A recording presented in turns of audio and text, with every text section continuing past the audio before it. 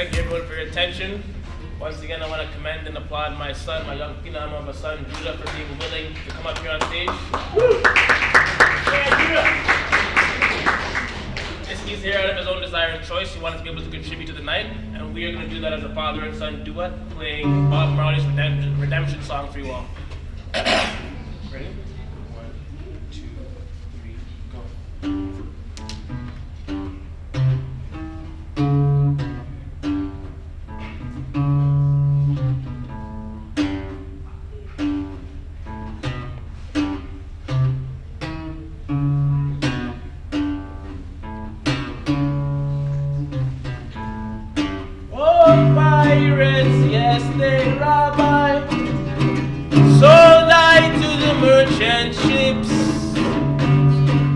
After they took I from the bottomless pit, but my hand was made strong by the hand of the Almighty. We forward in this generation triumphantly. Won't you help to sing these songs of freedom? 'Cause all I ever had, redemption song, redemption song. Emancipate yourselves from mental slavery. None but ourselves can free our mind. Have no fear for atomic energy, 'cause none of them can stop all the time. How long shall they kill our prophets while we stand aside and look? Some say it's just a part of it. We've got to fulfill the book. Won't you help to sing these songs of freedom? 'Cause all I ever had, redemption song, redemption songs, redemption songs. Emancipate yourselves from mental slavery. None but ourselves can free our mind. Whoa! Have no fear for atomic energy, 'cause none of them can stop at the time. How long shall they kill our prophets while we stand aside and look? Yes, some say it's just a part of it. We've got to fulfill the book. Won't you help to sing these songs of freedom? 'Cause all I ever had, redemption songs, redemption songs, these songs of freedom.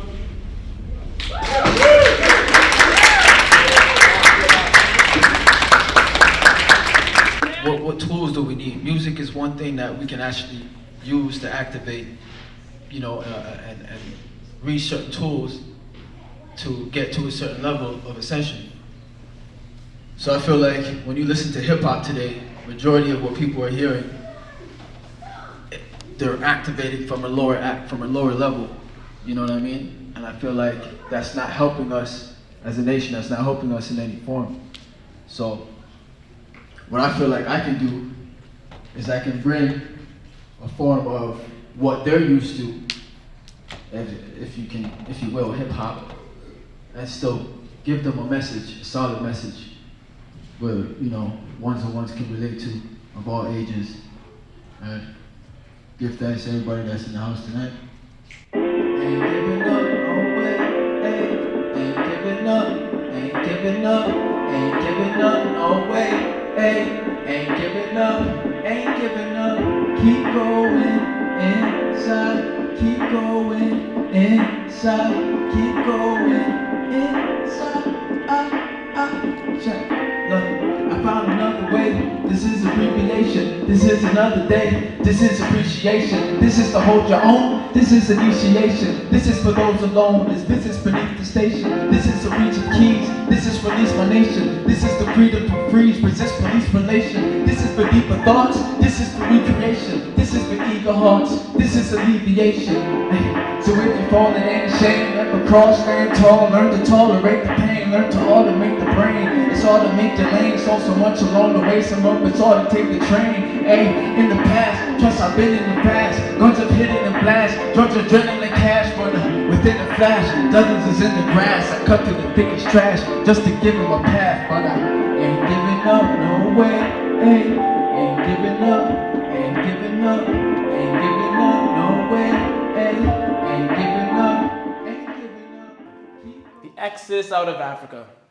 Okay, now just as the first segment, this portion is attributed to an author, a historian, and a cultural and memory reviver by the name of Anthony T. Browder, author of Nile Valley Contributions to Civilization.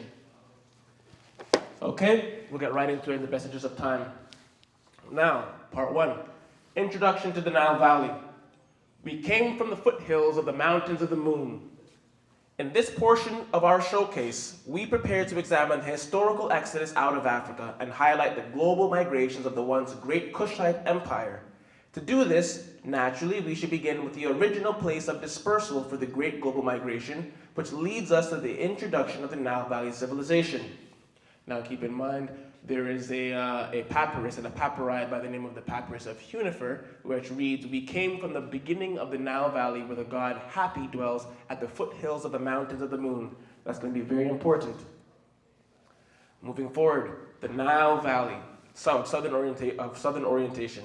The emergence of civilization in ancient Egypt was nothing more than the outgrowth of the culture that developed along the Nile Valley. It is in the Nile Valley where one can find the greatest primary evidence of the earliest beginnings of agriculture, architecture, engineering, language, writing, philosophy, science, and religions. In short, all of the essential components that would lead to the development of a great civilization. The Nile Valley extends over 4,000 miles from the highlands of the east coast of Central Africa to the Delta region in the extreme north.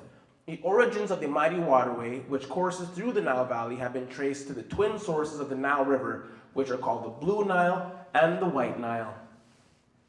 Now, over here, you'll see that the Blue Nile can be tracked by Lake Tana and the Choki Mountains of the highlands of Ethiopia, and the White Nile is coursing from Uganda and the Ruwenzori Mountains.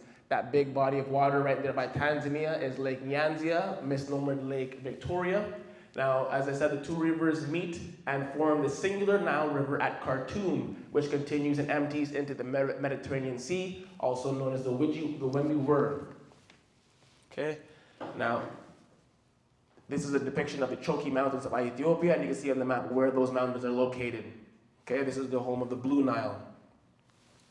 Now, the Blue Nile, now these pictures, he isn't here anymore, but one of our videographers, Hero, he actually just came from Ethiopia, his home place, and these are pictures of Lake Tana from his last trip, and you can see the mighty waterways of the highlands of Ethiopia right then and there. Okay, now the Blue Nile, Now, the Blue Nile begins at Lake Tana, which is located in the mountainous regions of northern Ethiopia near the city of Gondar and the Choki Mountains. This river contains within its flow an extremely rich mineral deposit called silt, which plays a major role in the physical evolution of the lands to the north and the development of agriculture in Egypt. The second major tributary to the Nile River system is the White Nile, which has its beginnings in the Great Lake regions of Central Africa all along the equator, right here. Approximately half of the water which flows from the White Nile evaporates as it courses through the Sud, a vast swamp in southern Sudan. The primary source of the White Nile is the body of water originally called Lake Nyanza, now called Lake Victoria. Now, and then it is surrounded by the countries of Kenya, Uganda, and Tanzania. It is the largest lake in Africa and the second largest lake in the world, exceeding in size only by Lake Superior in the United States. Now, these are the Ruwenzori Mountains of Uganda, one of the source origins of the White Nile. Now, Nyanza was renamed Lake Victoria in 1858 in honor of the monarch. And now another one of the sources of the White Nile is the Ruwenzori Mountains, as we see here. This information was taken out of page 45 to 48 of Nile Valley Contributions to Civilization. Now, this is a depiction of Mount Kilimanjaro of Tanzania, and this is what we mean when we say we come from the foothills of the mountains of the moon. Can we all, is this a familiar picture to us all? Night and the spirit of light in real life. All right, so this is a screenshot of what you see of the White Nile here. Now, once again, the Blue Nile will be coming from these regions, and the White Nile coming from those regions meet in Khartoum and continues northwards into Egypt. This is the cultural highway of the Nile Valley. Now that we've covered what exactly the Nile Valley is and highlighted its significance, the next thing to do before diving straight into the information regarding the exodus out of Africa is to lay the groundwork for a solid foundation regarding who these early inhabitants of the longest recorded civilization and high culture were. In an ideal world, there should be absolutely no need to validate the ethnic composition of the originators of Egyptian Empire and Kemetic peoples. However, we currently live in a time where a world-renowned actor and comedian like Kevin Hart can be cancelled and barred from performing his craft in Egypt for declaring that we would do well as a community to teach our children about the true history of Africa, of black Africans, and how we used to be kings in Egypt. So before we go any further, we are going to clear this up once and for all. In Anthony Browder's publication, Nile Valley Contributions to Civilization, we learned that prior to the Greek use of the word Egypt, Africans referred to their land as Kemet. That is the black land. Kemet was the strongest term used by the ancients in pharaonic times to indicate blackness. It meant coal black. The word Kemet, KMT, written in hieroglyphic form, was represented by a block of wood which was charred on the end. The name which the people of Kemet called themselves were the Kemiu, Kemmieiu, which literally translates as the blacks. The word Kemiu was also used to describe the vast population that inhabited the considerable portion of the Nile Valley in ancient times. There was no physical distinction made between the people who occupied the lands now called Egypt and Sudan. The ancient Egyptians saw themselves as blacks who were portrayed as no different from the other blacks in Africa, but were physically and phenotypically different than Indo-Europeans or Semites. Now, before making a smooth transition into highlighting the point surrounding the exodus out of Africa, I feel it's my moral obligation and my civic duty as a Pan-African and as a student of history to highlight the matrilineal origins of civilization. Okay, so in this picture here, this image is coming out of Ivan Van's or Tima's They came before Columbus, and this gives you a representation to show you the borders of ancient Nubia and Kush, which go all the way back to the White Nile, and Upper Egypt would be considered everything from the White Nile all the way up to past the Khartoum, where the two Niles meet. Everything after that would be considered northern Ethiopia. Okay. Now, in the southern regions of the Nile Valley were referred to as Upper Egypt, whereas the northern regions were referred to as Lower Egypt. Now, they say that the further south you go, you are going up south, because the further south you go, the higher towards the mountains of the moons that you are going, and the further you continue northwards with the Nile River, it is going downwards with the course of the Nile. Okay, moving on. The Anu, first inhabitants of Egypt. In order to solidify this thesis and drive my point home, I'd like to turn to a page out of Sheikh Anta Diop's African Origin of Civilization, where we discover the archaeological findings of a French Egyptologist named Émile Aminiot from 1850 to 1915, who, after discovering a royal necropolis near Abydos, which identified the names of 16 pre-dynastic Egyptian kings, were able to come to the conclusion that the first black race to occupy Egypt were a people known as the Anu. He shows that they came slowly down the Nile and founded the cities of Esneh, Erment, Kuch, and Heliopolis. According to Aminiot, the black race, the Anu, probably created in prehistoric times all of the elements of Egyptian civilization which persisted without significant change throughout its long existence. These blacks were probably the first to practice agriculture, to irrigate the valley of the Nile, build dams, invent sciences, arts, writing, as well as the calendar. The more time you spend studying pre-dynastic Egyptian civilization, the more you realize that no matter where you look, the term Anu seems to follow the ancient race of men who originally inhabited the lands of the Nile Valley wherever they went. When we flip to a page out of page and land in Drusilla D. Houston's publication, Wonderful Ethiopians of the Kushite Empire, which we have here and I welcome you all to look into, of the Kushite Empire, we also learned that, according to Dr. James B. Pritchard, an American archaeologist who studied the interrelationships between Palestine, Canaan, Egypt, Assyria, and Babylon, it is very likely that the Egyptians may have been an offshoot from the original stock that first populated the land from Nubia. It was the old race of the higher civilization that ruled Egypt in the pre-dynastic ages. It was from this nation went forth the colonies that spread civilization. This old race of the Upper Nile, the Agu or Anu of the ancient traditions, spread their arts from Egypt to the Aegean Sea, and then from Sicily to Italy, and then Spain. Okay, now these ancient people from Arabia portrayed were also referred to as the Anu. Now, in the Sumerian religious mythology, once again, Anu was depicted as the father of the gods and included Ishtar as well as Enlil. The Necher, Bes, and the Twa. I'd like us all to take a moment to examine the physical characteristics and apparent stature of I'd like us to take a moment to examine the physical characteristics and the apparent stature of this personage on the screen, which represents a member of the Anu race. Should it be viewed as a coincidence of no significance that these people seem to also be represented by short stature, a broad nose, large cranium, and dark skin? Do those physical attributes sound familiar to anybody? Bingo! We just finished talking about taking a short look at the diminutive Africoids, the first anatomically modern men who, just like the Anu, were said to have migrated northward following the Nile, only to become known as the Twa of Central and Southern Africa.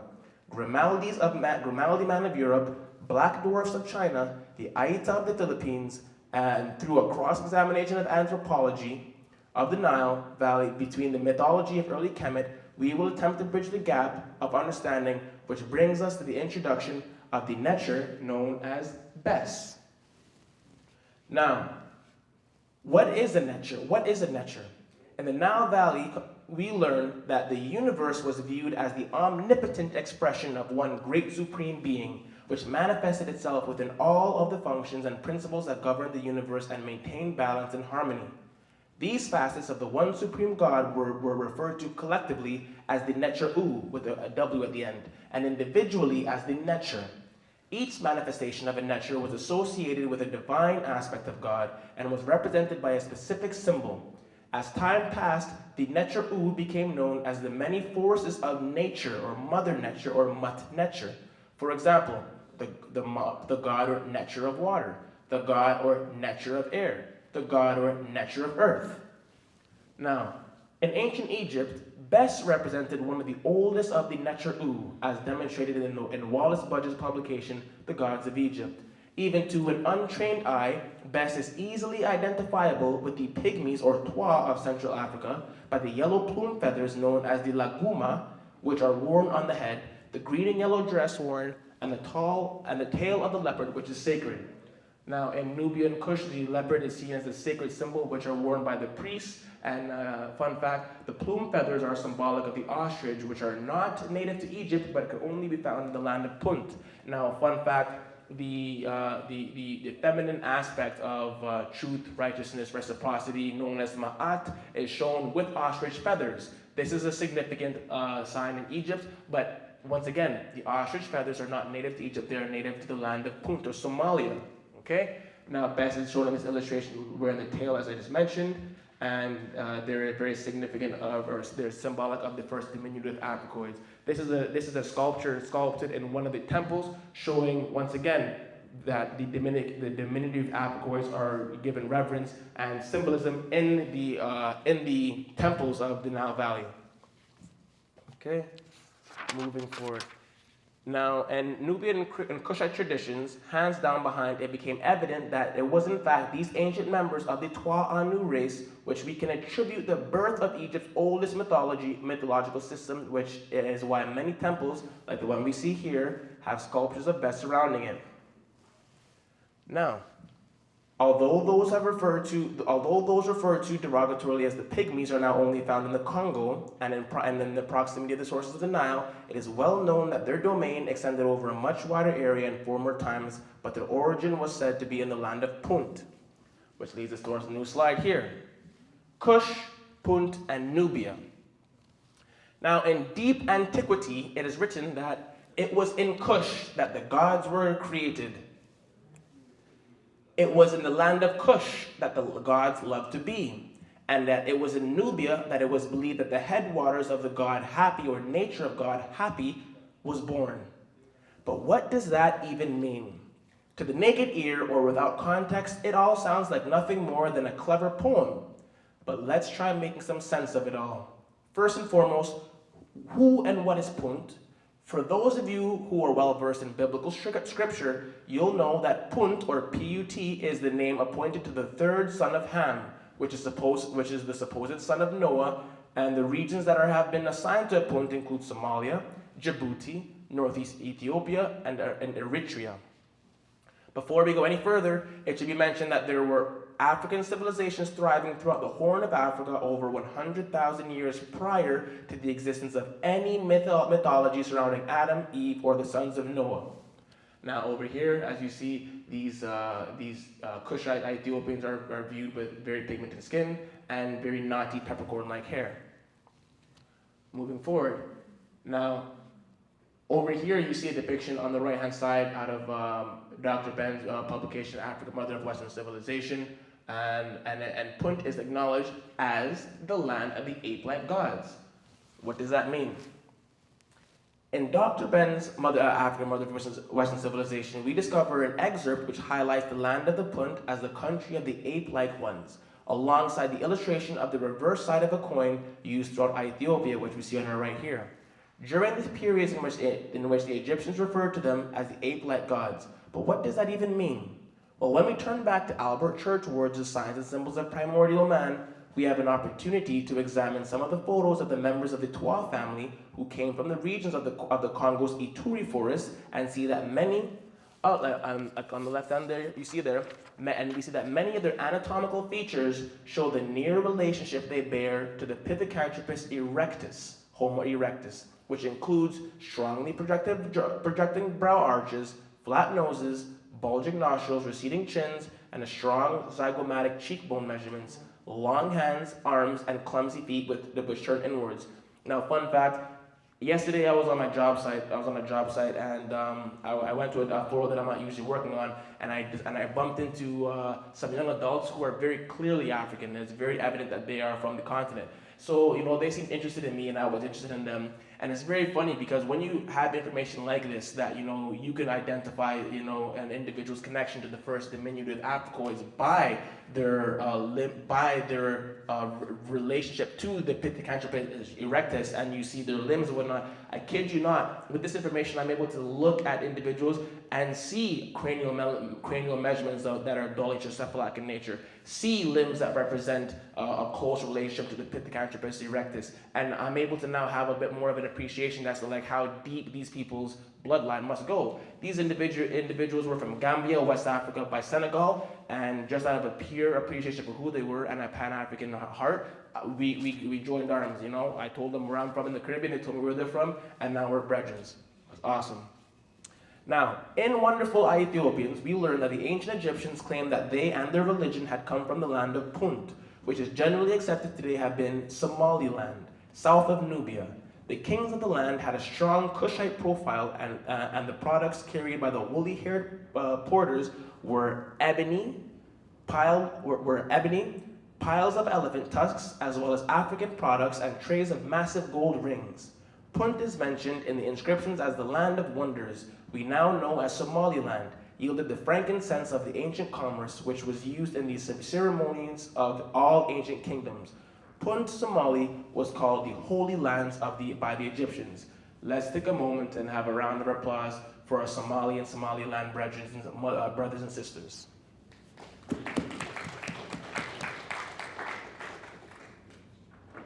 Okay, Now, in this publication, there's a very significant excerpt I want to read, and it reads, "We are sending forth this information because so few today understand the primitive forces that are the root of modern culture.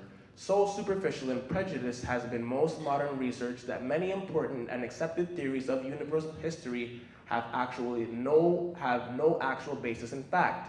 The average modern historical book contradicts what the ancients said about the nations that preceded them. We cannot solve the stupendous problems that the world faces until we can correct the riddle of the evolution of the races." Drusilla Junji Hewson, wonderful Ethiopians of the Kushite Empire. Okay? Boom, call up the B, yeah. Now, in order to fully understand the blueprint of culture, mythology, and the expression of architecture that was spread over the world from Egypt, we first have to understand the land of Kush. In the Encyclopedia of Biblical Literature, we learn that it is very evident that the craft of the ancient priests spread from the capital of Kush being Meroe, the Meroitic Sudan, into what we now know as Egypt. It is also attested by the Greek historian Diodorus that the worship of Zeus, as well as the worship of Asar or Osiris, originated in Meroe. When we look behind the lens of antiquity, beyond the history of dynastic Egypt, we find a more ancient race in which we find the blueprint for what we now know to have given birth to Egypt. We are accustomed to think of Ethiopia as a restricted country in Africa, but this is the furthest thing from the truth. The study of the ancient maps and descriptions of the geographers of old reveals that the ancient land of Kush was a very widespread and powerful empire whose reach can be found covering all of the countries of the Torrid Zone, being the equatorial regions of the earth.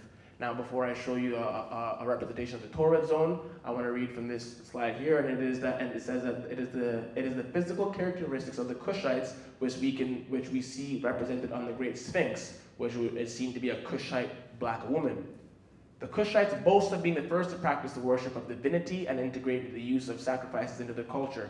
Now, in a moment, I'm going to crack open my 14-foot timeline, and you can see that the first concept of divinity and of feminine and masculine aspects of God in nature or nature dates back to 5,000 years before the birth of Christ. Now, in regards to the Torrid Zone, this is the Torrid Zone. So, for a little bit of context, a lot of people only restrict the empires of Kush in Egypt to that one little blip in a bit north of Sudan. But it should be known that the Kushite Nubian origin can be found in the Gulf of Mexico.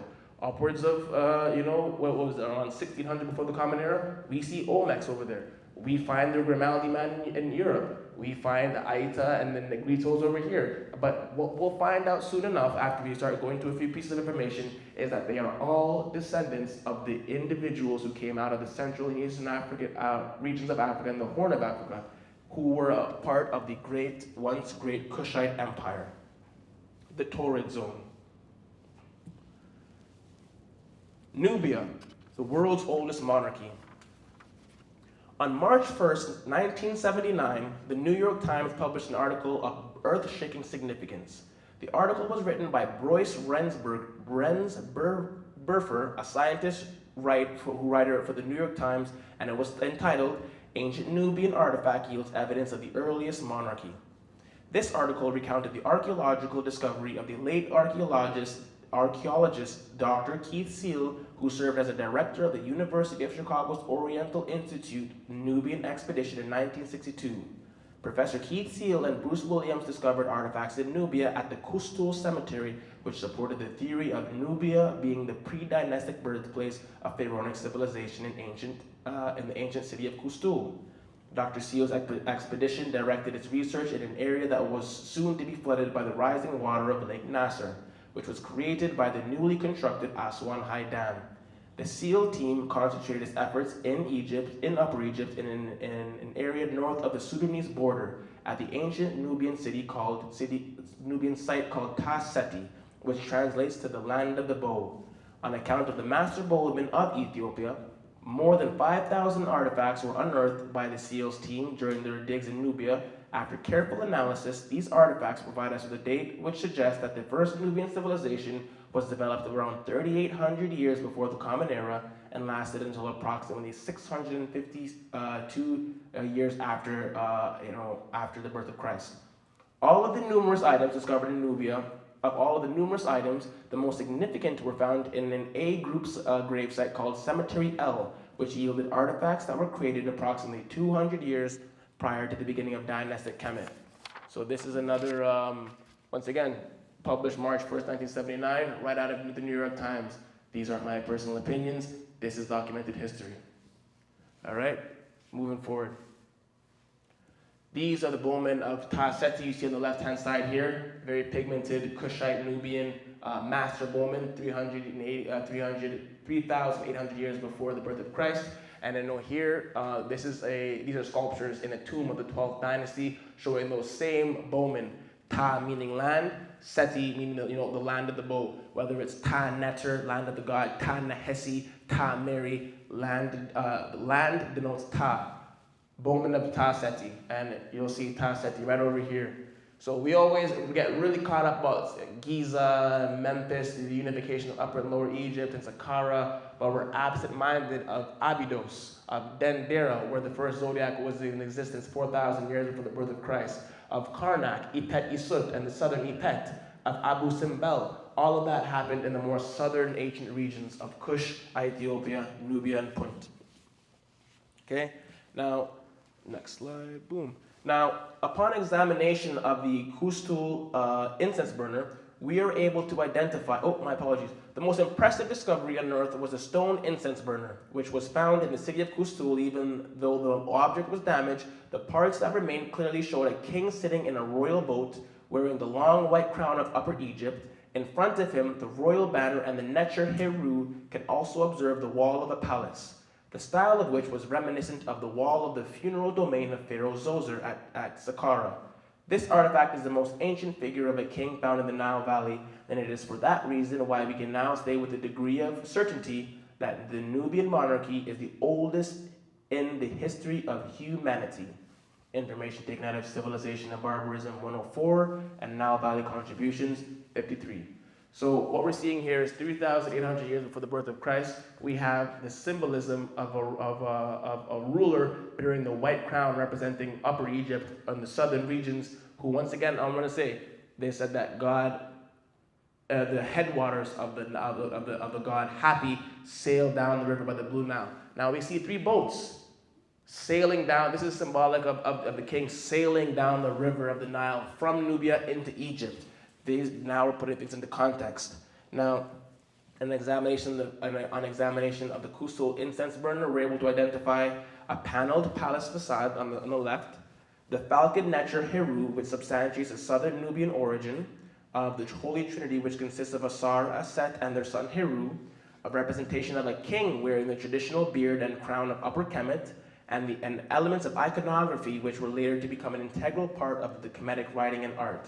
The discovery of this artifact has led Dr. Williams remarked that the idea of a pharaoh may have come down the Nile from Nubia to Egypt, and that would make the Nubian civilization the ancestor to Egypt's. Now this next part is going to be very fun. This is I've been looking forward to speaking about this the whole night. And what we will be talking about now is the matriarchy and the matrifocal origins of humanity. Why I get so excited to talk about this is because I consider myself a very proud, very strong, very traditional man. And I take pride in being that, and there's nothing wrong with that. However, we live in a world now where, people in the manosphere and the red pill rooms, you hear them say all the time, oh, since the beginning of time, women this and women that, and that's just how you are because you're a woman, da-da-da-da-da. And I want to ask, what beginning of time are you talking about? Because the only beginning of time in which women were beginning to be suppressed was when it was after the invasions of the Indo-Aryans, Indo-Europeans of the 17th century before the Common Era. Before then, unbeknownst to a lot of people, we lived in what is known as a matrifocal society. Okay? So, before making a smooth transition into highlighting the points surrounding the exodus out of Africa, as I was mentioning, I feel that it is my moral obligation and civic duty as a Pan-African and as a student of history to highlight the matrilineal origins of humanity. It should be noted that upon studying the works of some of the giants of African studies, such as Sheikh Anta Diop, Runuku Rashidi, Chancellor Williams, etc., we learn that throughout nearly all aspects of pre-colonial African culture, one cannot stress enough the matrilineal foundations of Egyptian royalty and the overall importance of the queen mothers throughout the Nile Valley. It should be known that the Egyptian dynastic periods were operated under a system of what's known as hereditary monarchy, which is a form of government and succession of power in the same in which the throne passes from one member of the ruling family to another member of the same family. In the case of in African culture, this power was passed down through the line of the royal matriarch. The woman queen was the sovereign. The woman queen was the sovereign, the keeper of royalty, and the guardian of the purity of lineage. To this end, it often happened that she married her brother or half-brother out of political reason by the same father. It was she who transmitted the crown to her husband, and who was depicted as her executive agent. So once again, the husband, the big bad pharaoh, was depicted as the queen's executive agent. Humble. Civilization of Barbarism 105. Now, in Sheikh Antedia's publication, I found a very significant excerpt shedding light on the link between African matriarchy and its link to cultural agriculture. On page 143 we read, on page 143 we read, what is the origin of African matriarchal systems? We do not know for certain at the present time. However, current opinion holds that the matrifocal system is related to farming. If agriculture was discovered by women, as it is sometimes thought, if it were true that they were the first to think of selecting nourishing herbs by the very fact that they remained at home while the men engaged in more dangerous activities such as hunting, this, along with the matriarchal system of existing would explain an important but almost unnoticed aspect of African life, where the woman held an important but almost unnoticed aspect, on which the woman stood strong as the mistress of the home in the economic sense of the word. My apologies. She is in charge of all the food, which no one, not even the husband, can touch without her consent. The hypothesis that women discovered agriculture would also enable us to understand why women still by nature tend to habitually cultivate beautiful small gardens around their dwelling. This is in their domain, and where they grow their condiments to nourish and support their families. And here you see a bunch of beautiful African women cultivating the land. This woman has a child suckling her and getting nourishment while she's nourishing people. This is amazing. African origins of civilization 144. Okay, not yet. And the black woman's contribution to the world. Now, as a black man who has a profound appreciation for the contribution of women in the world and throughout society as a whole, it brings me great sadness to know that majority of our modern day young men and women wouldn't be able to acknowledge the names or the honorable works of even one of our ancient black queens of the past. So this small portion of the lecture will be geared specifically towards bringing their names, stories, and historical contributions back to life. This one is for the spirit and essence of the divine queen mothers that are with us today and their descendants who are currently in this room. May we have a round of applause for the divine feminine in this room, please. All right, here goes. Queen Amos Nefertari.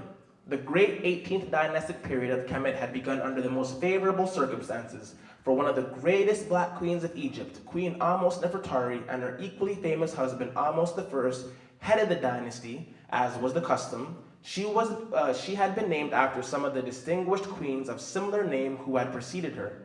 None of them, however, ranked near Nefertari of the 18th dynasty, and in fact had an active participation in leadership in national affairs. Let me repeat that for those in the back. Queen Nefertari of the 18th dynasty had an active participation and leadership in national affairs. So on that note, any and all notions that suggest that women are not capable and are not willing or able to actively participate in national affairs have not been dispelled. She helped her son Amenhotep in the great work of the national reconstruction. Queen Nefertari was by inscriptions the most venerated figure of Egyptian history. She was the queen of great beauty, strong personality, and administrative ability. Her son Amenhotep reigned jointly with her for many years in the year 1850 before the Common Era. Mariette discovered the mummy of Queen Ahotep, the Nubian mother of King Amos, and the ornaments now preserved in a museum near Cairo are such marvelous workmanship that the modern-day jewelers confess their inability to imitate them. Wonderful Ethiopians 58, Destruction of Black Civilization, page 107. So here, fun fact, when a woman of this nature is depicted coal black, that is symbolizing the deification and her connection with God. The queen was the wife. This queen was the wife of King Amos I, and as I said, she played a pivotal role on the national reconstruction of Kemet after the destruction of the Hyksos of the 17th century before the Common Era. Moving on, Queen Hatshepsut. Now, Queen Hatshepsut of ancient Egypt was the greatest female ruler of all time, according to some Egyptologists, and lived approximately 3,500 years ago. Her father, Thutmose I, was the conqueror of the known world, and when he was stricken with paralysis, Hatshepsut became his chief aide. She was so efficient with her role that her father entrusted her with the management of the kingdom and made her co-ruler. When her father called the nobles together, he said to them, and I quote, "This daughter, Kumin Amen Hatshepsut, the loving one, I put in my place. Henceforth she shall guide you. Listen to her words and submit unanimously to her commands. Whoever adores her, I will adore, but he who speaks evil against her will die." Whoa. Naturally, there were handicaps that the queen had to overcome, which was that of her sex, as well as her ancestry. On her father's side, she was not a pure Theban blood, though her mother was. Her enemies now seized on that taint in her lineage and plotted to dethrone her. To offset this, she began to publicize herself as in the most sensational manner of that time, by building temples and pyramids and obelisks, the size and grandeur of which were regarded by the popular mind as a gauge of a ruler's true power. Hatshepsut's temple developed into what is still known as one of the most remarkable specimens of architecture. It had a frontage of about 800 feet and was for the most part hollowed out of the great cliff that overlooked it. Double and triple rows of columns lined the entrance, and the approach was marked by the innumerable statues, wonderful terraces, paradisical gardens, colorful inscriptions, decorated interior, which was unbounded in the architectural novelties. Now, I don't have the picture of it here, but fun fact about the mortuary temple of Queen Hatshepsut found in the Valley of Kings on the west bank of the Nile is that every year during the winter solstice, from December 21st until December 24th, it is seen that the sun stays practically still. Now, on December 25th, when the sun is born, S-U-N, not S-O-N, in the entrance of Queen Hatshepsut, they designed and they built that temple with such mathematic and astrological precision, where the new sun out of the winter solstice shines beaming directly into an altar, which they named the Holy of Holies, where every year, whatever priest, king, or queen was operating in that chapel would be bestowed a ray of sunlight directly into them. And this was the existence, once again, in the mortuary temple of Queen Hatshepsut. This information was taken out of World's Great Men of Color, pages 43 and 6. Moving forward, this one's exciting. Queen Candace of the 3rd century. There exist many strong opinions throughout the Manoverse when it comes to the capability of women being able to lead a strong nation and also be a strong protector of her people. I enjoy thoroughly sharing the story of Queen Candace because of how it proves that such a notion is the furthest thing from the truth. During the year 332 before the Common Era, Alexander the Greek, during his world conquest, decided to set his sights on the invasion of Upper Kemet, of Upper Egypt or Kush, and he encountered fierce resistance from a black queen whose determined struggle symbolizes the national pride of a people who until then had commanded others. This was Queen Candace of the Meroitic Sudan. This woman was one of the greatest generals of the ancient world and also acted as a royal empress of Ethiopia.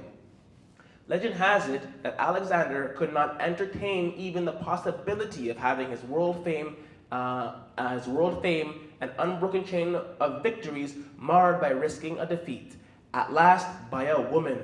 He halted his armies at the border of Ethiopia and chose not to invade to meet the awaiting black armies of their queen in personal command.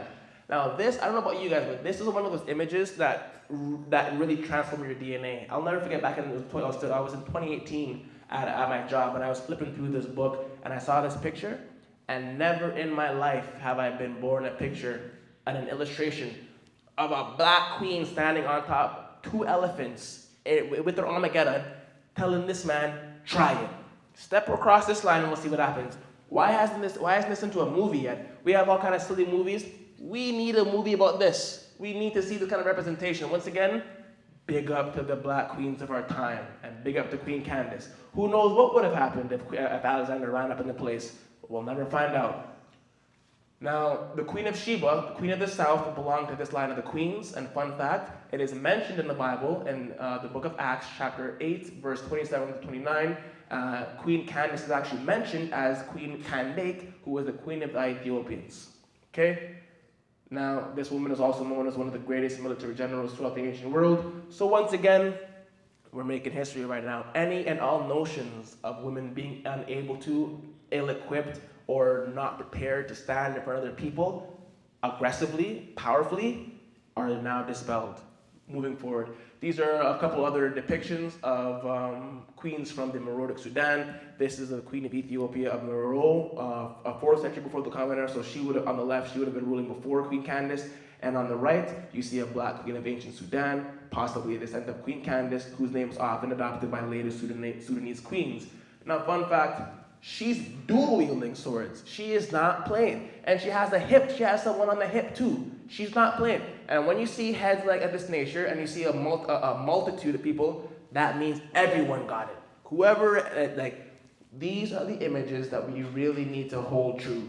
A round of applause for the black queens, please.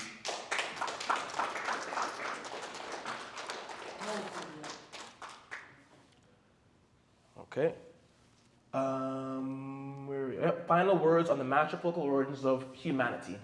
Now, the southern cradle, the equatorial regions of humanity, which is confined to Africa, was characterized indeed by the matriarchal family and the emancipation of women, and reflects the ideals of peace, justice, and goodness, with an optimistic view devoid of the concept of guilt or original sin. Diop notes that it is a well-balanced and harmonious dualism defended and protected by both sexes, where irrespective of sexual distinctions, each and everyone could fully develop by following the activity best suited to his or her physiological nature. The northern cradle of humanity was characterized by the patriarchal mindset and cremated their dead, while the southern cradle utilized the burial method for disposing their dead. This is Cheikh Anta Diop, and we got both of his pieces of literature on the table here. If you haven't heard of him, you haven't gotten these books, I really do advise you to hop on. Moving on, we can now that we've covered the ground, we've done our groundwork, we've covered our bases. What is the Nile Valley? What are the sources of the water? Who are their inhabitants? What did they look like? What kind of a political system do they have? Matrifocal, matrilineal. Okay. Now, I spent a bit of extra time covering those covering that information. However, now that we've covered that material, I think that we can all agree that it was time well spent. I hope you've been taking notes. We are now able to shift our attention to the clear signs of a global migration out of Africa and the effective populating of the world by the original inhabitants of the Nile Valley. In the last portion of this lecture, when discussing the chosen routes that the diminutive Africoids used as a method to make their exit out of Africa, we mentioned the Strait of Gibraltar, which acts as a land bridge which practically connects the northwest portion of the continent between Morocco and Spain. History shows that the first migrations took place by these means occurred upwards of 40,000 years ago, which brings our attention to the first fossil man found in Europe. Let's meet the Grimaldi Man. Grimaldi Man! I've been bantered to me, so I always say, Grimaldi Man! Now, in the year 1901, a set of skeletons were found in a cave named Balzi Rossi, which is found in the northwest border of Italy and France. This fossil man was dated to be approximately 20,000 years old. This find piqued the interest of local archaeologists who became compelled to continue excavations later on in the same year. Another set of skeletons were found, this time in the caves of Canun de Valignon, in the same regions as Cro-Magnon Man, only now near the northeastern border of France and Belgium, and now in a much deeper layer of the earth, which has been identified to belong to the upper Paleolithic time period referred to as the Aurignacian industry. These fossils dated back to upwards of 40,000 years old and are seen to have been distinctly different in skeletal and cranial measurements than that of the Cro-Magnon man, which is now recognized as a distant ancestor of the Ethiopians, the Cro-Magnon man, which is a distant ancestor of modern-day Europeans. Now, keep in mind, what did we just talk about? The fact that the upper zone of cradle civilization, the Indo-Europeans and Indo-Aryans, cremated their dead. There was no burials. There was no place of home. There was just burning. And the southern cradle, represented by the matrifocal and matrilineal organs of civilization, were represented by burying the dead. Now, these fossils of the Grimaldi man are about 40,000 years ago, as I said, and the Grimaldi man is said to have been the first inhabitant of Europe as a black migrant to cross over the Strait of Gibraltar into Spain. Okay? The Cephalac Index. As we begin to approach the sensitive territory by attempting to accurately paint a picture of the birth and development of humanity, it is important that we remain unbiased as humanly possible and refrain from offering speculative statements regarding the skeletal and cranial measurements of fossil men, tens of thousands of years old. So in an attempt to base our thesis around information rather than our own personal opinions on the matter, I'd like to introduce what's known as the Cephalac Index. The Cephalac Index is calculated from the measurement of the diameters of the skull. The length of the skull is the distance from the midpoint between the brows and the most projecting point at the back of the head, usually a little above and behind the ears. The Cephalac Index is the breadth multiplied by 100 divided by the length. An index less than 75 means that the skull is long and narrow when seen from the top. These skulls are called Dolichocephalics. Can we all try that? Dolichocephalics. And are typical of Aboriginal Australians and South Africans. Australoids and South Africans are represented by a Dolichocephalic skull measurement. An index of 75 to 80 means that the skull is nearly oval, such skulls are known as a misprint. It is supposed to be mesotecephalac. Can we try that? Mesotecephalac. And are typical of Europeans and Chinese. A skull having an index of over 80 is broad and short and is called brachycephalac. Brachycephalac. Such skulls are common among the Mongolians and the Andaman Islands of Southeast India. This information is coming out of the Britannica.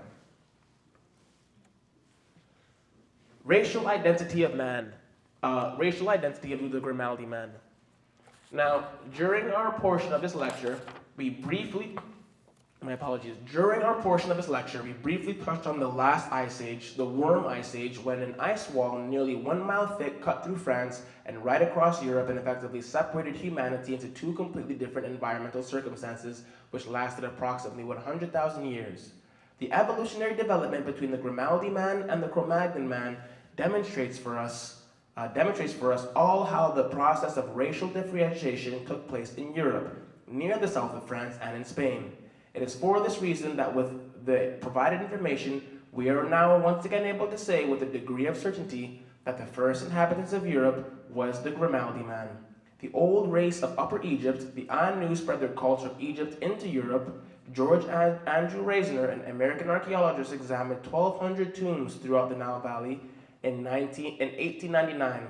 He found the remains of a distinct race who buried their dead with their legs doubled up against their abdomen and thorax. Once again, the old race of Egypt, the Anu, spread their culture from Egypt into Europe, and upon the examination of 1,200 tombs from the Nile Valley in 1899, this American archaeologist, found the remains of a distinct race who buried their dead with their legs doubled up, and against their abdomen and thorax. This was an old Ethiopian form of burial, which can be traced through the ancient Kushite lands. So what do we have here? Ancient fossil skeletons who have the cranial measurements that represent Dolichocephalic, which represents those of the southern Sudan regions of the Kushites, and who are buried like the ancient race of the Kushites. Very interesting. Okay, and over here you'll see on the, these are three skulls here representing the different types of cranial measurements. On the left here, you will see a Cro-Magnon man, which is the beginning of the evolution into Indo-Europeans and Caucasians. You see Grimaldi Man, and then you see a modern-day Hottentot Bushman or African south of the Sahara. Now, with the naked and untrained eye, you can see that the cranial measurements of the Grimaldi Man are much more representative of the African Bushman. Now, the same thing you see up there. On the left, you have a skull known as Kambé, more of an Africoid skull. In the center, you have Cro-Magnon Man, and then you have Grimaldi Man. And that skull measurement is very typical of those who are called the Boskop men of the Congo. In modern day Congo, you're going to see people with that kind of a skull measurement. Now, if one bases their judgment strictly on morphology, the first European was birthed approximately 20,000 years ago and was known as Cro-Magnon Man, and he is probably the result of a genetic mutation from the Grimaldi Negroid due to the existence of 20,000 years in an excessively cold climate of Europe at the end of the Warmian glaciation period. This information is coming out of Civilization of Barbarism, page 105.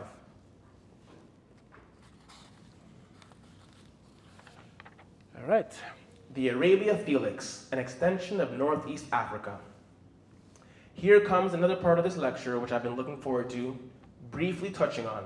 Another critical aspect of Black history that shouldn't go overlooked, but often is when discussing matters of Northeast Africa and the so-called Middle East, is that during the year 1884 to 1885, a conference which became known as the Berlin Conference, also known as the Congo Conference, which was made up of 14 separate countries, which include but are not limited to Russia, Portugal, Turkey, the US of A, Great Britain, Spain, Sweden, France, and Germany, were all called in order to make an executive decision which would create man-made artificial borders which divided the current countries of the African continent into their current locations. This decision also governed which nation would reap the benefits of a particular region on the African continent. As a result, Egypt, Mount Sinai, Israel, Jerusalem, and other historic landmarks on the landmass which was once an extension of Northeast Africa was now magically designated the Middle East. And over here you see, once again, archaeologists have tested that a large group of Africans migrated out of the continent into the Arabian Peninsula over 70,000 years ago. One of the chosen routes of entry was what's known as the Bab el-Mandeb Strait, which connects Djibouti to Yemen. So once again, who knows how high or low this water was, how many tens of thousands of years ago? Who knows if Djibouti and the Somalians of Punt and the Horn of Africa were a hop, skip, and jump away from Yemen? Who knows? Once again, prior to the 17th century before the Common Era, this whole area, this whole landmass, the Arabian Peninsula, was almost entirely populated by a Nilotic African population. Nilotic meaning people coming from the Nile. Okay? Middle East. Now, it has been customary to separate the Near East. From Africa. Ethnoculturally, though, in the light of increasing Neolithic evidence, it is perhaps more nearly correct to consider the lands between Khartoum in the south and the Tigris and Euphrates in the north as constituting one broad horizon, was composed substantially of Saharo-Nilotic ethnocultural elements. It is certainly true that what is known as the Near East is more properly thought of as Africa's northeast extension, because geologically and geographically, that is in fact what it is. Okay? Over here, you see, based on the recovered artifacts from the early Elamite periods. Nope, that's hopped too far away. Okay, so moving on, we are now on this slide, which is Mesopotamia and the Black Kings of Elam and Susa. Now, according to the chronology of a man by the name of Victor Christian, the beginning of the first dynasties of and Elam were dated between 2600 before the Common Era. So we're talking about home of Abraham, and Elam, so we're by Susa. So the first dynasties were in the Near East, quote unquote, where Abraham came from. They once again dating to 2600 years before the Common Era. In Western Asia, we find the cities known as Susa, Lagash, Mari, as well as Sumer. Although these cities appear to be in the regions of the Near East that most people proclaim has absolutely nothing to do with black culture, however, in reading Cheikh Anta Diop's African Origins of Civilization, we find out that a French archaeologist by the name of Marcel Auguste Dulafoy conducted demolitions of a portion of wall made from the most ancient materials available today, which date back to the Elamite period in Susa's history. Upon removing a tomb placed across a raw brick wall of the Elamite gate, the workers uncovered a funeral urn which was encased in a masonry covering composed of bricks. On it was a panel which depicted a person superbly dressed in a green robe. He wore a tiger skin and carried a golden spear. Most surprisingly of all, the person's lower jaw, beard, neck, and hand was very apparent to have been black. In other Sassanid walls, also built of the oldest available materials, were found bricks revealing a hand holding a long cane that became the emblem of sovereign power. A robe which bore the coat of arms of Susa partially hidden under the tiger skin. Finally, this person's head and feet were seen to be black, which was evident by the complementary color scheme of the decorations. With the recovery of these artifacts, we are now once again able to say with a degree of certainty that there is a very high probability that the Elamite and Ur dynasties were ruled by a black Ethiopian dynasty. So once again, we only constitute the significance of black history right over there, but why are we digging up, why are we breaking down walls all the way over there and finding superbly dressed royal black people dressed like Ethiopians were? Once again, I have questions. These are very significant questions and I think they're worth talking about. Okay, moving on. Diminutive Africoids of the Andaman Islands. There was a strong underlying Negroid element in the mass of the Indian population and in the southernmost part of the Great Peninsula. There are a forest tribes of dark-skinned people with woolly hair type of your typical diminutive Africoids. There also exists a Negroid element in the gentle Burmese and particularly in the Andaman Islands of Southeast India. These dwarfish people are absolute Negroes of the Asiatic type who would bear what's known as the Brachycephalic skull index. In February of 2010, an article posted in The Guardian which spoke of the ancient Indian tribal language of Bo officially becoming extinct with the unfortunate passing of its last speaker. Two things are very interesting about this article. The first being that one good look at this elder shows that she possesses the same physical attributes as our friend of the Twa from Central Africa.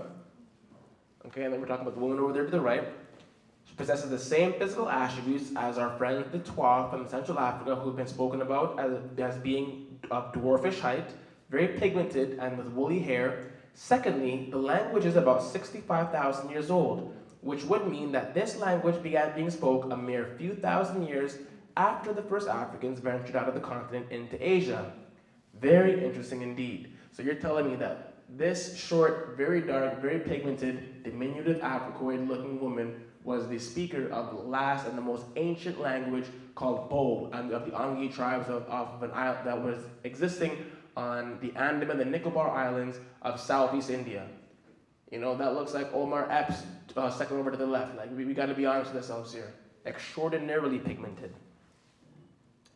All right, once again, this is the Andaman and Nicobar Island, and these are the regions where the first humanoids still exist and the most ancient bloodlines still exist.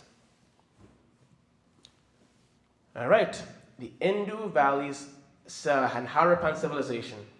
In Greater India, Pakistan, India, Sri Lanka, and Bangladesh, more than 1,000 years before the foundations of Greece and Rome, proud and industrious black men and women known as the Dravidians erected a powerful civilization. The pronounced culture developments of the Indus Valley complex, with its vast extensions into Central Asia and the peninsula of India, where its legacy remains distinct. Based primarily on trade, the Indus Valley civilization was at its height from about 2200 to 1700 before the Common Era. This particular phase is called the Harappan civilization, the name being derived from Harappa in the Punjab, one of the earliest known Indus Valley sites. Harappa actually attracted the attention as long ago as 1856. No excavations were undertaken, however, until the 1920s, by which time the Harappa had been savagely pillaged for building materials from a British engineered railway. The severe damage inflicted upon the site through this callous indifference to great cities of ancient times. Okay, so this is right here what would be a modern day tribal man, Tamil Nadu, India, and you can see some of the remaining diminutive Africoid traits in him, like his frizzy hair and his flat nose and puffed up lips, but he lives in India. Now, throughout the villages of the Dravidians, nearly all of the deities are females, once again matrifocal, with few exceptions in the Tamil country. Now, Dravidian, in addition to its ethnic component, is also an important family of languages spoken by more than 100 million people, primarily in South India. Okay. Here is a depiction. Here's a few more depictions of a tribal woman in India, tribal man in India, and a black Brahmin man in South India, all possessing the qualities of the diminutive Africoids, especially my man up there in the top left. This guy looks like he needs to be in here right now. All right, moving forward. The black presence in early China. Now, forewarning, the slide, we have probably a few more slides, and then I'm going to keep it a buck. They say shoot for the moon, land on the stars. That's what I did here. I would have loved to have 50 slides, times 3 segments, 150 slides, kill it. But honestly, I'm a plumber first. No, I'm a father first. I'm a plumber. I only have so much time between coming home, reading books while commenting on Real Housewives and making sure I'm investing to my family. I did my best, 1 second I'm reading about the Harappan civilization, I'm asking why she wore those earrings outside, what's going on? All right, so as I said, after these next few slides, we got to really start shutting her down. It's about that time. So I'm going to get 3 volunteers. We're going to open up this timeline. We're going to really dive into things really quick, and then we're going to take it for what we can. The black presence in early China. What of the African presence in early China? Have there been black people in China? And if so, what became of them? Now that we've been able to identify the African presence in Europe and now Western Asia, the Near East, I believe that there are now questions worth asking when reading The Destruction of Black Civilization by Chancellor Williams, we learn that ancient China and the Far East must be a special area of African research. How do we explain such a large population of blacks in southern China, powerful enough to form a kingdom of their own? From the realm of physical anthropology of early China, according to the scholar in the field Quang-Ching Chang, he notes that the skeletal remains from the Hue-man region near Southeast Asia are similar to those found in Southwest China, which bear oceanic negroid features and which are found to be approximately 30,000 years old. African Star over Asia, page 149. Now, these diminutive Africoids who managed to migrate into and inhabit the Andaman Islands, South India, and now it seems China, are direct descendants of the first modern humans to inhabit Asia. Geneticists conclude in new studies that their physical features, short stature, dark skin, peppercorn hair, and large buttocks, which is scientifically termed stereotypica, are characteristic of the Twa Mbuti, who are misnomered the Pygmies. Similar groups of black people have been identified in Japan, Vietnam, Cambodia, Indonesia, and it seems almost certain that at one point in time, a belt of black populations of this type covered much of Asia, including early China, especially southern China. The first black people in China, then people who are probably the first of any people in China, were apparently black people akin to the Batwa of Central Africa. And the people of the Andaman Islands today, whom we call the diminutive Africoids. They survived well into the historical periods. The presence of diminutive Africoids, whom Chinese historians called black dwarfs in early southern China during the period of 3 kingdoms. All right, moving forward. It's going to be one of the last slides, folks, and then we're going to have to freestyle it. Dynastic Chinese civilization, the Shang Dynasty. The Shang Dynasty of the 18th century before the Common Era was China's first dynasty and had a very apparent black background. So much so that the conquering Zhou described them as having black and oily skin. Bronze vessels such as Le Tigris are thus an extremely important component to our case and helps drive the point home. This bronze vessel dates back towards the end of the Shang Dynasty, around 1250 before the Common Era, and comes from the Hunan province. For years, many perceived the small human being held in the protective embrace of the Tigris, but on closer inspection, it appears it may very well have been a short-statured, diminutive Africoid adult. Now, once again, the Shang Dynasty was the oldest of the Chinese dynasties. and dates back to the 17th century before the Common Era, the time of Abraham. And throughout the dynastic Chinese civilization, we find a total of 3 separate instances of a clear, significant African presence in the Shang dynasty, in the Tang dynasty, as well as in the Yuan dynasty. Now, as I said, ladies and gentlemen, I would have loved to have included another 20 slides showing you the Negritos and the Agta, and showing you the Australoids of Siberia, and showing you the Bering Strait. There's a lot of really cool information, but as I said, I simply ran out of time, and I think we all were running out of time. So to wrap up this point in this thesis, I want to be able to share with you that the Australoids, as I mentioned, have the same cranial measurements as the Kushites of southern Sudan. And when you find the Australoids migrating through the Bering Strait, which is the land bridge connecting Siberia into North America, it becomes very evident why it is that we find evidence of humanoids possessing the same Dolichocephalic skull measurement upwards of 30,000 years ago.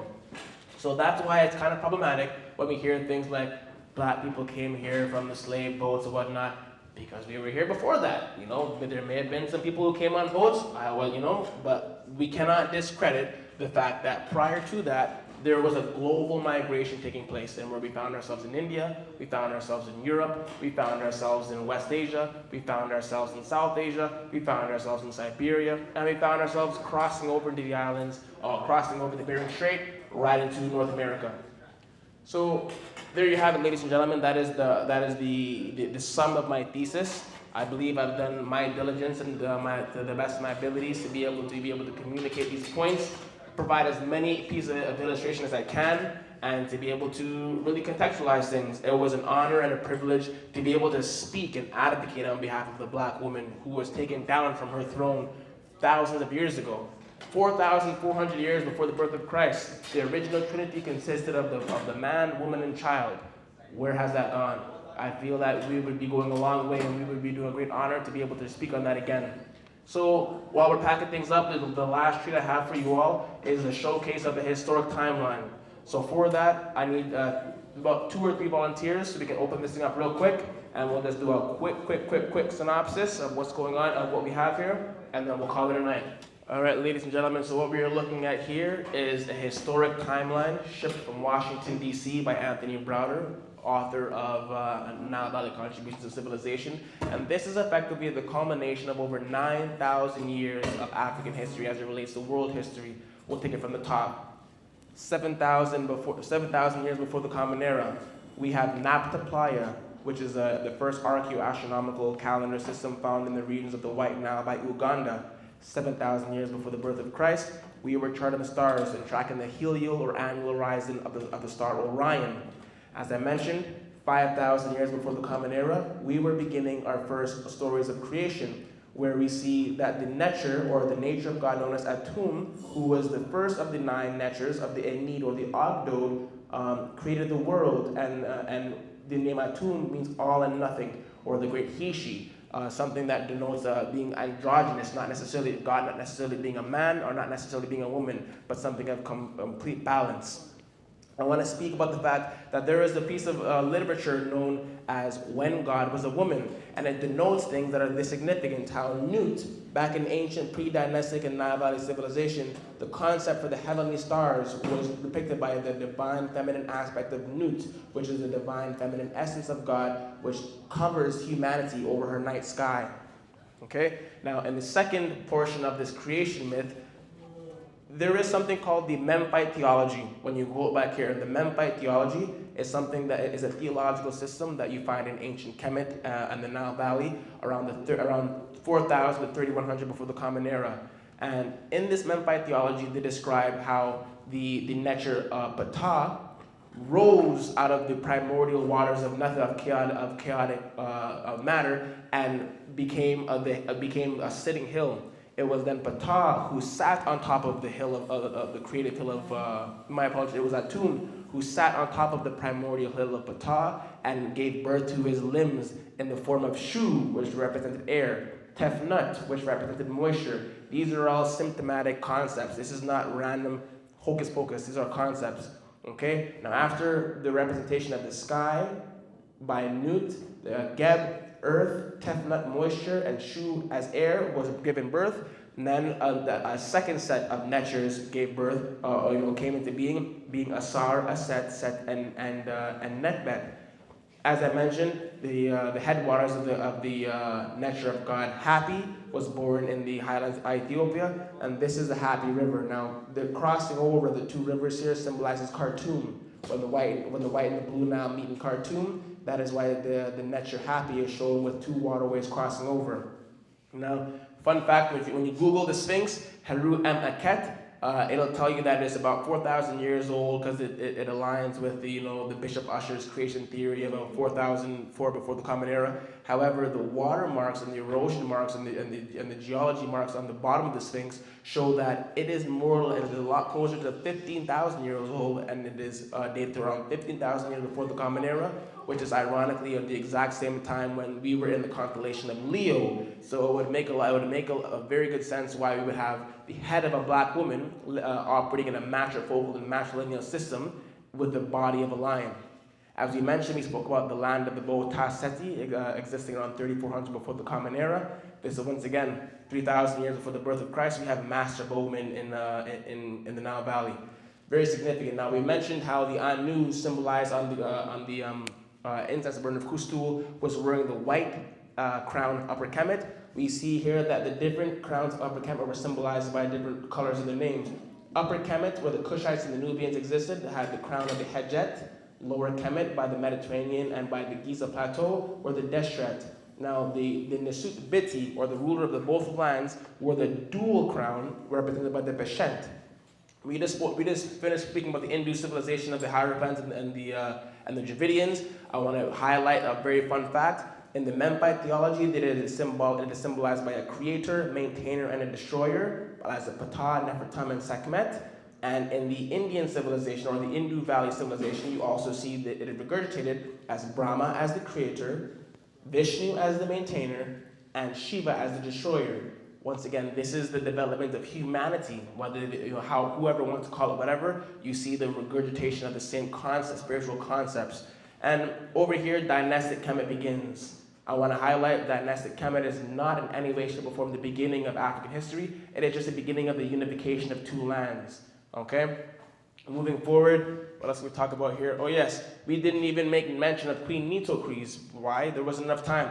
We started off around Queen Amos Nefertari around the 15th century BC, but how about I tell you over 600 years before that, 2193 before the Common Era, we already had a black queen reigning as the last ruler of the 6th dynasty. Over 2,100 years before the birth of Christ, black queens were reigning in a very superior manner in a matrifocal society ruled by hereditary monarchy. Very important. This is also very important, the Hyksos invasion. Now, it's very interesting, and I like talking about the Hyksos invasion because it allows you to put things into context. We are told in the book of Exodus that the Hebrews were wrongfully enslaved and subjugated to doctrine and working or whatever, the rule of the Egyptians for 400 years, and then Moses came and let my people go, whatever.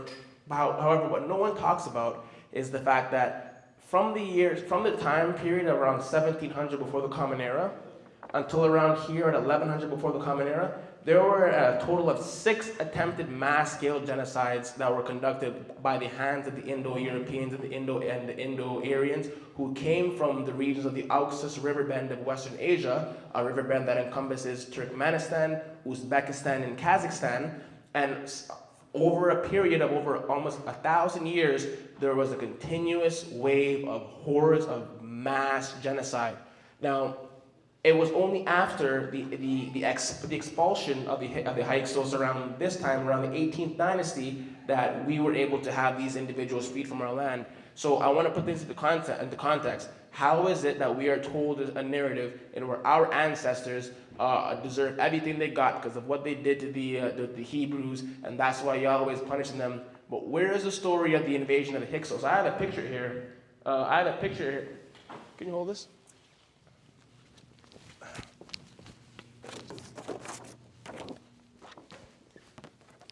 This is a depiction in one of the tombs of the invasion of the Hyksos. So my thing is, How are people being wrongfully enslaved when you ran up in the Nile Valley with hordes and with spears documented to and with women documented to be biting heads off of vermin?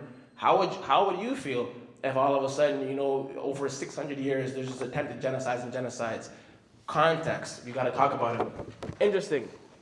The author, Homer, the author of the Iliad and the Odyssey, around 800 years before the Common Era. This is the first piece of European literature, coming thousands of years after the first judgment system of Ma'at.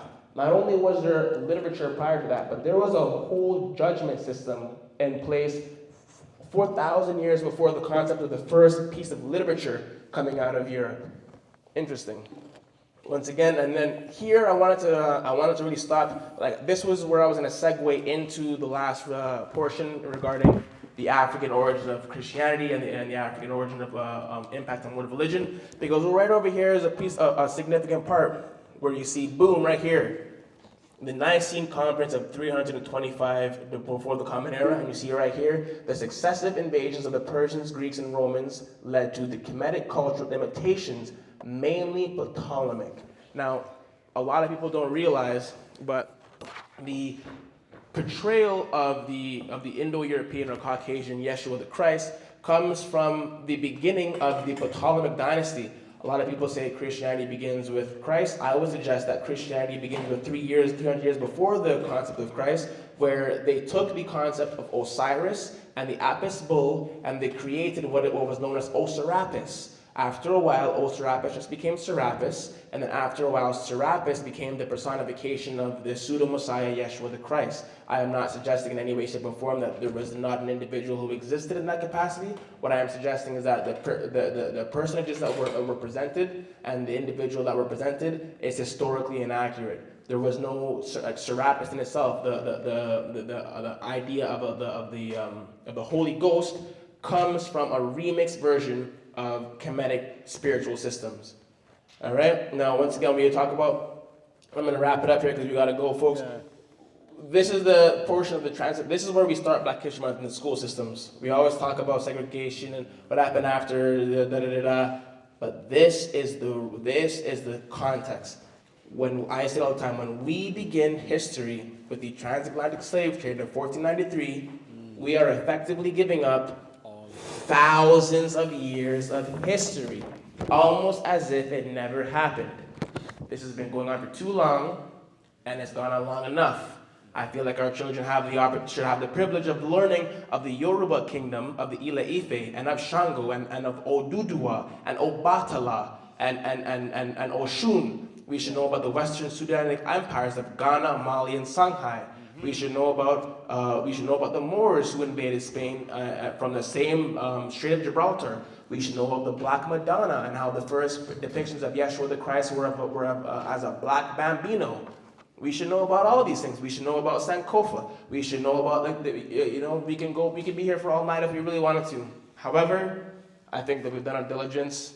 I think that we've laid the groundwork, and I think that we've planted a seed. So on that note, I will be happy to roll up this timeline. I will be happy to remind you all of the African origins of humanity and the birth and development of civilization, and remind you that we are at nature a matrifocal people with a matrilineal way of being, and it is not common in our tradition and in our way of being to put down women and to put our foot on the neck and say we will rule you, because on the contrary, that is not our culture. I'm here to give you guys the best of this. This is a reminder, and I hope I've done my diligence. We're going to wrap it up here, and I'm going to thank you for your time and attention.